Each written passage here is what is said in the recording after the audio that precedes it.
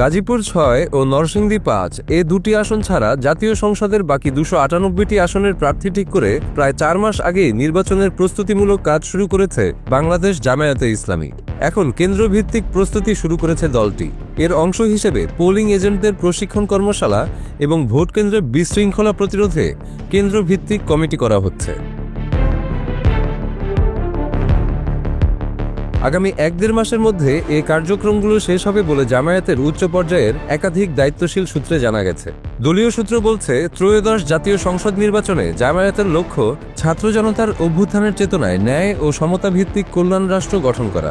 এই লক্ষ্য সামনে রেখেই দলটি পুরোদমে নির্বাচনমুখী তৎপরতা চালাচ্ছে। যদিও জুলাই জাতীয় সনদের বাস্তবায়ন এবং নির্বাচনের পদ্ধতি সংখ্যানুপাতিক বা পিআর নিয়ে বিএনপি জামায়াত সহ রাজনৈতিক দলের মধ্যে মতবিরোধ রয়েছে। ইতোমধ্যে জামায়াত সহ ৬টি দল অভিন্ন দাবিতে মাঠের কর্মসূচি শুরু করেছে, যার কারণে নির্বাচন নিয়ে অনিশ্চয়তা দেখছেন অনেকে। অতীতে জামায়াতে মূলত প্রবীণ নেতৃত্বের আধিপত্য ছিল স্পষ্ট, কিন্তু এবার পরিবর্তিত প্রেক্ষাপটে দলের আমির শফিকুর রহমানের নেতৃত্বে ভিন্ন চিত্র দেখা যাচ্ছে। ৩৫ থেকে ৪৫ বছর বয়সী তরুণ নেতৃত্বকে সামনে আনার চেষ্টা করছে দলটি। একই সঙ্গে বিতর্কে না জড়িয়ে নীরবে প্রচার, সামাজিক যোগাযোগ মাধ্যম ভিত্তিক প্রচার এবং স্থানীয় উন্নয়ন কেন্দ্রিক প্রতিশ্রুতি বা জনসম্পৃক্ত কার্যক্রমকে গুরুত্ব দিচ্ছে।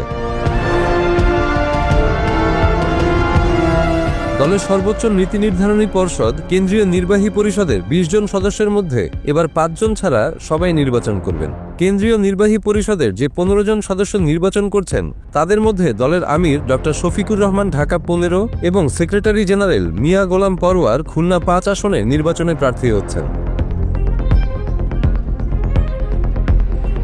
নায়েবে আমির মুজিবুর রহমান রাজশাহী ১, এটিএম আজহারুল ইসলাম রংপুর ২, সৈয়দ আবদুল্লাহ মোহাম্মদ তাহের কুমিল্লা ১১ আসনে প্রার্থী হবেন।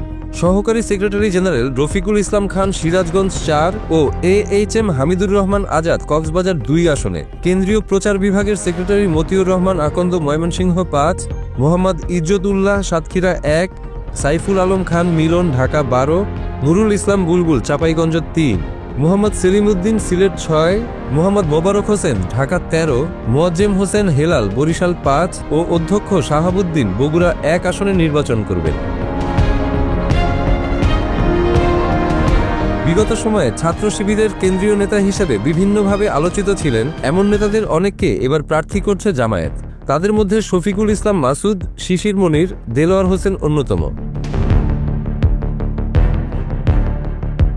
ছাত্র শিবিরের সাবেক সভাপতি ও বর্তমানে ঢাকা মহানগর দক্ষিণ জামায়াতের সেক্রেটারি শফিকুল ইসলাম মাসুদ পটুয়াখালী ২ আসনে প্রার্থী হবেন। বিগত আওয়ামী লীগ সরকারের সময় ৭১-এর মানবতা বিরোধী অপরাধের বিচারে গঠিত আন্তর্জাতিক অপরাধ ট্রাইব্যুনালে আসামিপক্ষের তরুণ আইনজীবী হিসেবে আলোচিত ছিলেন শিশির মনির। তাকে জামায়াত এবার সুনামগঞ্জ ২ আসনে প্রার্থী করছে। ছাত্র শিবিরের সাবেক সভাপতি মোহাম্মদ রেজাউল করিম এবার লক্ষ্মীপুর ৩ আসনে জামায়াতের প্রার্থী, যেখানে বিএনপির প্রার্থী দলের যুগ্ম মহাসচিব শহীদ উদ্দিন চৌধুরী অ্যানি। ঠাকুরগাঁও ১ আসনে প্রার্থী হবেন ছাত্র শিবিরের সাবেক সভাপতি দেলোয়ার হোসাইন। আওয়ামী লীগ সরকারের আমলে তাকে টানা ৫৯ দিন রিমান্ডে রাখা হয়েছিল। তাকে সংগঠনের নির্যাতিত নেতা মনে করা হয়। এই আসনটিতে বিএনপির মহাসচিব মির্জা ফখরুল ইসলাম আলমগীর নির্বাচন করবেন। আলোচিত ইসলামী বক্তা আমির হামজাকে কুষ্টিয়া ৩ আসনে প্রার্থী মনোনীত করা হয়েছে। আন্তর্জাতিক অপরাধ ট্রাইব্যুনালের মামলায় ফাঁসিতে দণ্ডিত নেতাদের সন্তানদের মধ্য থেকেও এবার প্রার্থী করা হচ্ছে। সাবেক আমির মতিউর রহমান নিজামীর ছেলে নাজিবুর রহমান মমিন পাবনা ১, দেলোয়ার হোসেন সাইদির ছোট ছেলে মাসুদ সাইদি পিরোজপুর ১, বড় ছেলে শামীম সাইদি পিরোজপুর ২ এবং মীর কাশেম আলীর ছেলে আইনজীবী মীর আহমেদ বিন আরমান ঢাকা ১৪ আসনে প্রার্থী হবেন। আগামী জাতীয় নির্বাচন ঘিরে প্রথমবারের মতো জামায়াত নিয়ম ভেঙে দলের বাইরের জনপ্রিয় ও গ্রহণযোগ্য ব্যক্তিদের প্রার্থী করার চিন্তা করছে।